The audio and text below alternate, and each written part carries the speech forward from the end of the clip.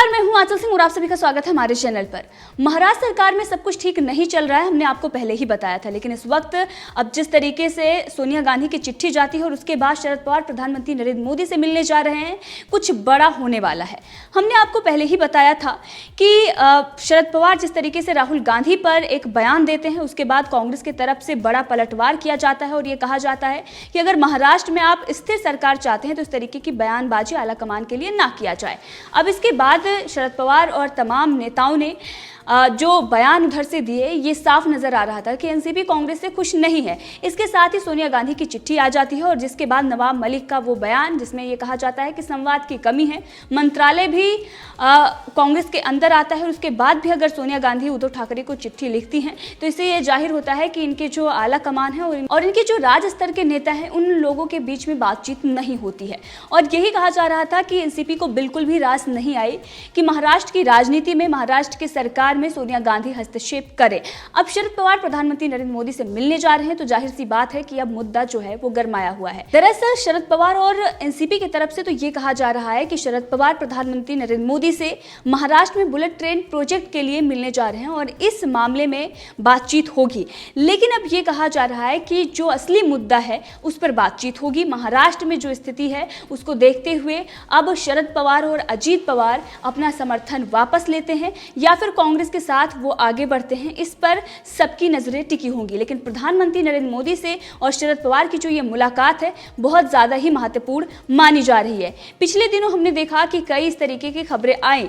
राहुल गांधी को लेकर शरद पवार ने ये कहा कि ओबामा ने भी यही बयान दिया था, उन्होंने भी कहा था कि राजनीतिक समझ नहीं है उनमें।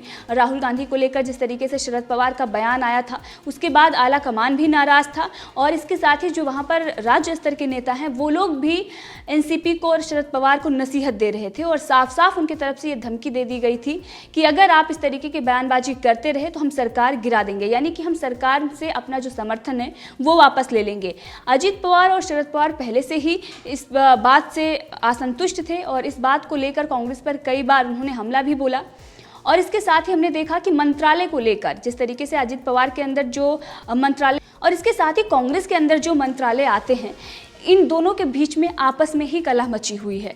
कांग्रेस की तरफ से जो काम आता है एनसीपी उसको टाल देती है, एनसीपी की तरफ से जो काम आता है वो कांग्रेस टाल देती है, यानी कि सरकार में विकास के काम नहीं हो पा रहे हैं आपसी कलह की वजह से। और इन हालातों में उद्धव ठाकरे और इसके साथ ही संजय राउत एक तरफ शरद पवार को खुश करने की कोशिश करते हैं, दूसरी तरफ सोनिया गांधी को खुश करने की कोशिश करते हैं और इसीलिए कभी शरद पवार की बात उनको माननी पड़ती है तो कभी सोनिया गांधी की। लेकिन सरकार जो चल रही है वो इन दोनों के ही इशारे पर चल रही है। एक तरफ शरद पवार फैसले क्या लेना है उस सब पर वो निर्णय लेते हैं, दूसरी तरफ सोनिया गांधी को खुश करने के लिए संजय राउत किस तरीके से चमचागिरी में लगे रहते हैं। अब इन्हीं सबका खामियाजा महाराष्ट्र में भुगतना पड़ेगा। और इसी के साथ आपको बता दें कि एक और बड़ी खबर है। महाराष्ट्र में आपने देखा कि जिस तरीके की स्थिति वहां पर बनी हुई है, सरकार कभी भी गिर सकती है। समर्थन जो है तीन पार्टियों का आपस में जिस तरीके से गठजोड़ है, उनमें से दो पार्टियां हैं जो लगातार समर्थन वापस लेने की धमकी देती आई हैं। अजीत पवार बिल्कुल भी नहीं चाहते थे कि कांग्रेस और शिवसेना के साथ वो गठबंधन में आए और सरकार बनाए। उनका ये मन था कि बीजेपी के साथ सरकार बने। लेकिन कांग्रेस जब शिवसेना के साथ जाती है और गठबंधन की सरकार बनाती है तो एक बात और भी बड़ी सामने आती है कि कांग्रेस ऐसे पार्टियों के साथ सरकार बना रही है जिससे उनको नुकसान होने वाला है। इससे पहले हमने देखा कि जहां जहां कांग्रेस की गठबंधन की सरकार बनती है या गठबंधन में वो चुनाव लड़ते हैं तो सामने वाले को नुकसान होता है, लेकिन यहाँ पर दोनों को नुकसान हो रहा है। शिवसेना को तो राज्य में नुकसान हो रहा है, कांग्रेस को पूरे देश में नुकसान हो रहा है। और इसके साथ ही उद्धव ठाकरे ये कहते हैं कि आने वाला सभी चुनाव हम तो गठबंधन में ही लड़ेंगे और उसके बाद कांग्रेस के जो नेता हैं वो ये बयान देते हैं कि नहीं, हमें अकेले चुनाव लड़ना चाहिए। रवि राजा का वो बयान जिसके बारे में हमने चर्चा की थी, हमने आपको बताया था, उन्होंने कहा था कि हमें अकेले चुनाव लड़ने की जरूरत है क्योंकि शिवसेना सभी फैसले खुद लेती है, कांग्रेस को किसी भी मामले में शामिल नहीं करती है, तो हम कांग्रेस के साथ क्यों आए। अब यही मामला एनसीपी के साथ भी है। एनसीपी के नेता भी आए दिन इस तरीके से बयानबाजी करते रहते हैं, आए दिन वो अपना आक्रोश जाहिर करते हैं। लेकिन शरद पवार इसमें क्या गेम खेल रहे हैं अभी ये किसी को नहीं पता है, क्योंकि शिवसेना का एक तरफ से वर्चस्व जो रहा है महाराष्ट्र में वो तो खत्म हो गया। अब कांग्रेस पूरे देश में कहीं नहीं है, महाराष्ट्र में भी उसका कुछ खास नहीं है। तो इसमें फायदा जो मिल रहा है वो शरद पवार को मिल रहा है, और इस तरीके से अगर सरकार गिरती भी है तो शरद पवार को फायदा होगा। बीजेपी के साथ वो गठबंधन की सरकार अपनी चला सकते हैं। अजीत पवार चाहते भी यही थे, लेकिन जो स्थिति अभी है और जो समीकरण बन रहे हैं इसको देखते हुए ये कहा जा रहा है कि प्रधानमंत्री नरेंद्र मोदी से मुलाकात के बाद चीज़ें और भी बदलने वाली हैं। अब इसको लेकर कांग्रेस की तरफ से और शिवसेना की तरफ से क्या बयान आता है इस पर नज़र बनी हुई है, क्योंकि प्रधानमंत्री नरेंद्र मोदी से अगर शरद पवार मिलने जाते हैं और इसके साथ ही बुलेट ट्रेन प्रोजेक्ट का बहाना बताया जाता है, और अभी हमने देखा कि सोनिया गांधी हस्तक्षेप करती हैं, उनकी चिट्ठी जाती है और उसके बाद ही ये निर्णय शरद पवार की तरफ से लिया जाता है। तो सच्चाई क्या है ये तो बातचीत के बाद ही समझ में आएगी, जब वहाँ पर कुछ बड़ा उलटफेर होगा। लेकिन इससे पहले भी हमने आपको कई बार बताया कि स्थिति बनी हुई है, कई बार इस तरीके की स्थिति सामने आई कि सरकार गिरने वाली है, लेकिन एक दूसरे को खुश करने के लिए, एक दूसरे के साथ रहने के लिए शिवसेना हर वो फैसले ले रही है जिससे उसकी सरकार चलती रहे, जिससे वो मुख्यमंत्री बने रहें। और इसीलिए कई बार ऐसे फैसले लिए गए हैं जिससे देश में कड़ी आलोचना हुई है। शरद पवार और तमाम इनके जो लोग हैं, जिस तरीके से इन्होंने अभी तक महाराष्ट्र में शासन व्यवस्था, प्रशासन व्यवस्था देखी है, और सोनिया गांधी के इशारे पर जो उद्धव ठाकरे ने फैसले लिए हैं, इस सब से ये तो साफ हो गया था कि ये जो सरकार है वो ज़्यादा दिन तक नहीं चलने वाली। इससे पहले महाराष्ट्र के पूर्व मुख्यमंत्री देवेंद्र फडणवीस यहाँ तक कह जाते हैं कि 2-3 महीने में ये सरकार गिरने वाली है और हम उसके बाद वैकल्पिक सरकार देने के लिए तैयार हैं। यानी कि तैयारियां बीजेपी की तरफ से पूरी चल रही है।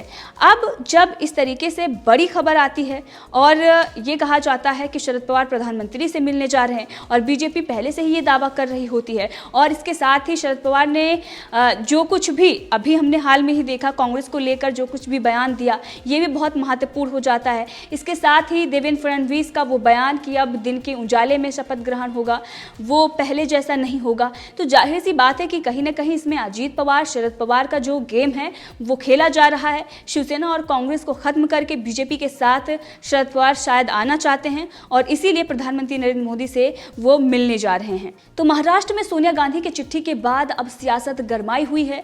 एक तरफ अब शरद पवार प्रधानमंत्री नरेंद्र मोदी से मिलने जा रहे हैं, दूसरी तरफ कांग्रेस भी इस पर सफाई दे रही है। कांग्रेस के अध्यक्ष बाला साहब थोराट, जो महाराष्ट्र के अध्यक्ष हैं, उन्होंने ये कहा है कि सोनिया गांधी की जो चिट्ठी है वो किसी नाराजगी की वजह से नहीं लिखी गई है, बल्कि एक संवाद प्रक्रिया का हिस्सा है। कांग्रेस हमेशा से ही समाज के गरीब और वंचित तबके के उत्थान के लिए काम करती रही है, और सोनिया गांधी की चिट्ठी इसी डायलॉग प्रोसेस का हिस्सा है। लोक कल्याणकारी काम कैसे किए जा सकते, इसमें कहीं भी नाराजगी नहीं थी, ये कांग्रेस की तरफ से कहा गया था। लेकिन इस पर हमने आपको बताया कि एनसीपी की तरफ से जिस तरीके से नवाब मलिक का बयान आता है और ये कहा जाता है कि संवाद की कमी है, उनकी तरफ से एक तंज मारा जाता है।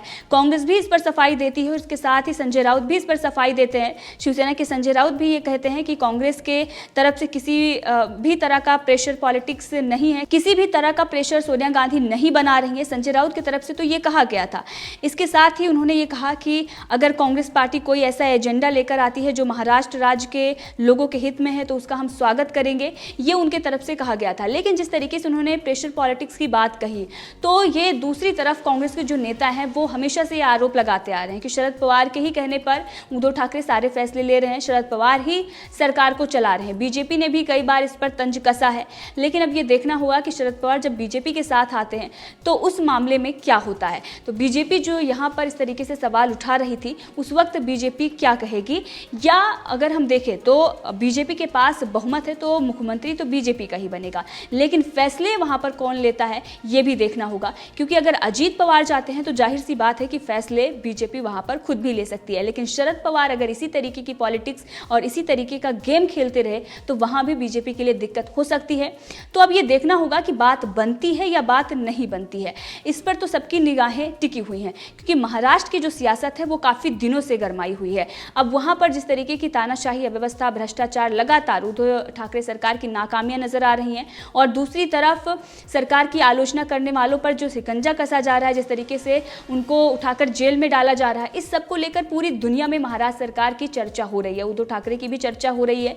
पश्चिम बंगाल के बाद महाराष्ट्र ही ऐसा राज्य बन गया है जहां पर सबसे ज्यादा इस तरीके के केसेस आ रहे हैं, जहां पर पुलिस किसी पर भी कार्रवाई कर रही है बिना किसी सबूत के, लोगों लोगों को जेल में डाला जा रहा है, झूठे झूठे केस लगाए जा रहे हैं। अब इन सबको लेकर एक बात और भी कही जा रही है कि जिस प्रकार की दशा ममता बनर्जी की हुई है वही उद्धव ठाकरे की भी होने वाली है, क्योंकि इन दोनों के जो सलाहकार हैं, जो रणनीतिकार हैं, वो प्रशांत किशोर हैं। अब प्रशांत किशोर के लिए तो जो बंगाल में हुआ है, जिस तरीके से ममता बनर्जी ने किया है, कुछ दिन बाद यही उद्धव ठाकरे को भी करना पड़ेगा। लेकिन कहां तक उनकी रणनीति काम आती है ये आगे देखना होगा।